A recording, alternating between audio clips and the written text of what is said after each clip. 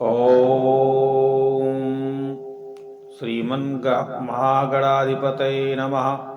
शांब शिवाय नमः।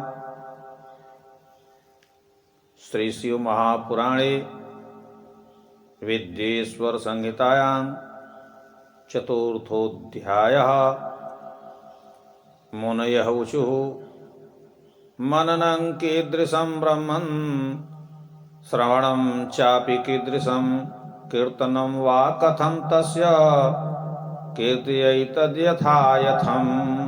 ब्रह्मोवाच पूजा जपेश गुणरूप विलासनाम्ना युक्तिप्रियेण मनसा परिशोधनं यत् तत्सन्ततं मननमीश्वरदृष्टिलभ्यं सर्वेषु साधनवरेष्वपि मोक्षं गीतात्मना श्रुतिपदेन च भाषया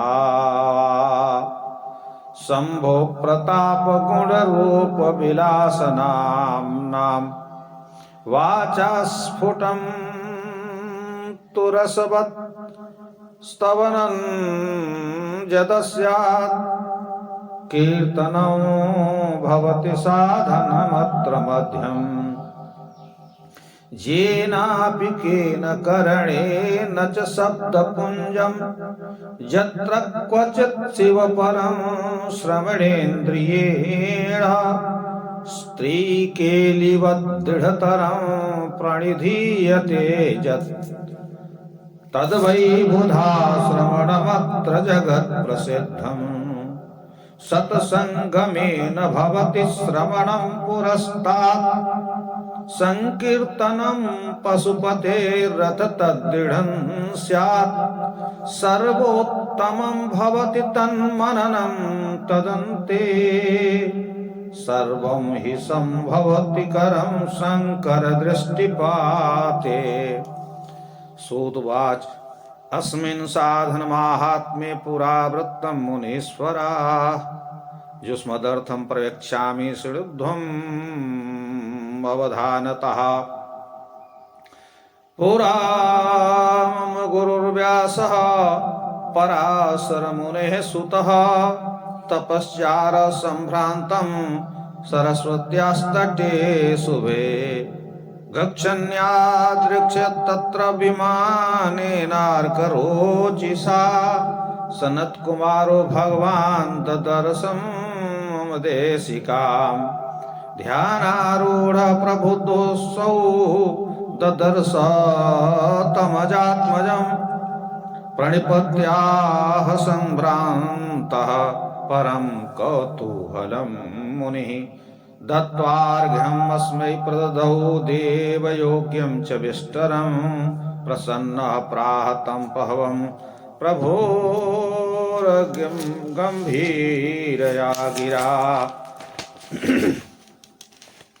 सनत कुमार उवाच सत्यं वस्तु मनु मुने दध्याः साक्षात् करणगोचर स शिवोऽथा सहायोऽत्र तपश्चरसि किं कृते एवमुक्ता कुमारेण प्रभोवाच स्वाश्रयं मुनिः। धर्मार्थ काम मोक्षाश्च वेदमार्गे कृतादराः बहुधा स्थापिता लोके मया कृपया तथा एवं भूतस्य मेप्येवं गुरुभूतस्य सर्वतः मुक्तिसाधनकं ज्ञानं नोदेति परमाद्भुतम्।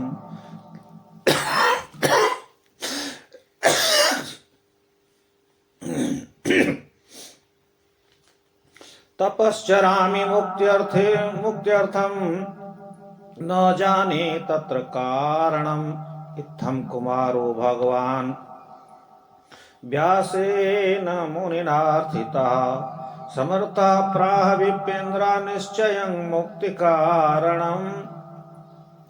श्रवणं कीर्तनं शम्भोर्मननं च महत्तरम् त्रयं साधनमुक्तं च विद्यते वेदसम्मतं पुराहं मत सम्भ्रान्तम्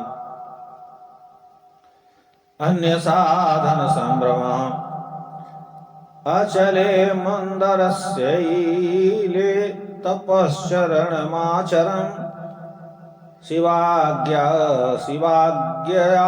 ततः प्राप्तो भगवान् नन्दिकेश्वरः स मे दयालुर्भगवान् सर्वसाक्षी गणेश्वरः उवाच मह्यं सस्नेहं मुक्तिसाधनमुत्तमम् श्रवणं कीर्तनं शम्भोर्मननं वेदसम्मतं त्रिकं च साधनं मुक्तौ शिवेन मम भासितम् श्रवणादित्रिकं ब्रह्मन् कुरुष्वेति मुहुर्मुहुः एवमुक्त्वा ततो व्यासं सानुगोविधिनन्दनः जगामस्वविमानेन पदं परमशोभनम् एवमुक्तं समासेन पूर्ववृत्तान्तमुत्तमम् ऋषयवचुः श्रवणादित्रयं सुतमुक्त्योपायस्त्वयिरितः श्रवणादित्रिके सक्तः किं कृत्वा मुच्यते जनः अयत्नेनैव मुक्तिः स्यात् कर्मणा केन हेतुना। इति श्री शिव महापुराणे प्रथमायां विद्येश्वर संहितायां साध्य साधन खंडे चतुर्थोऽध्यायः। शाम्ब शिवार्पणमस्तु। अथ हिंदी अनुवादा।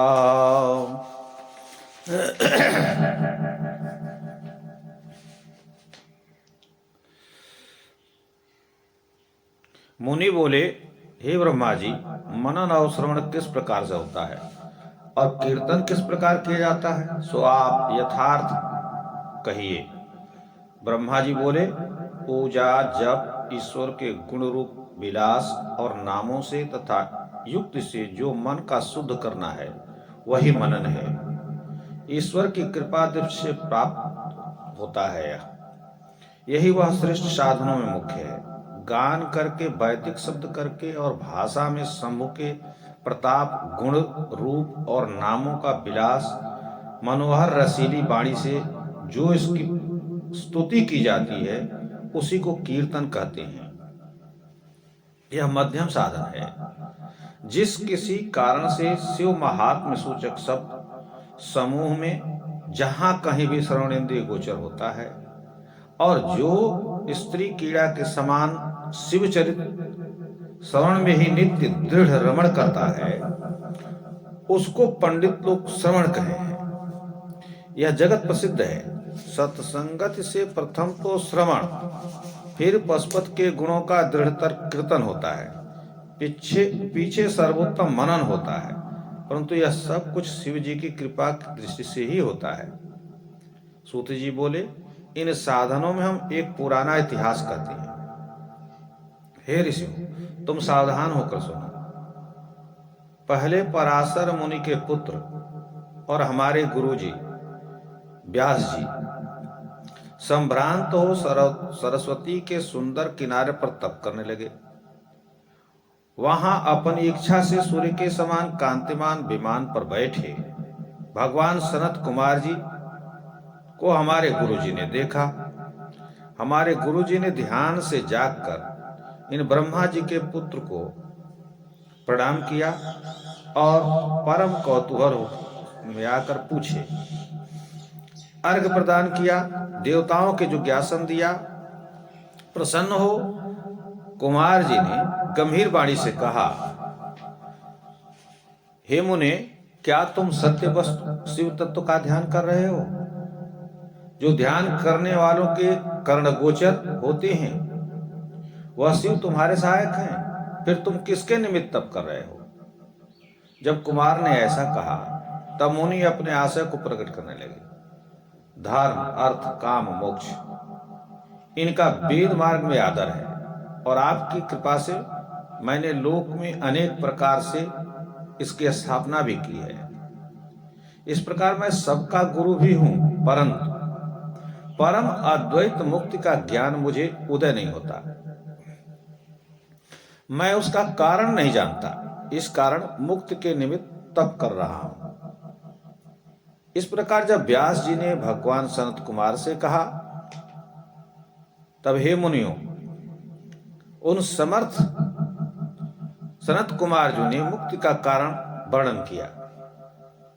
उन्होंने कहा, शिव जी का श्रवण, कीर्तन, मनन, यह 3 महान साधन मुक्ति के वेद सम्मत है।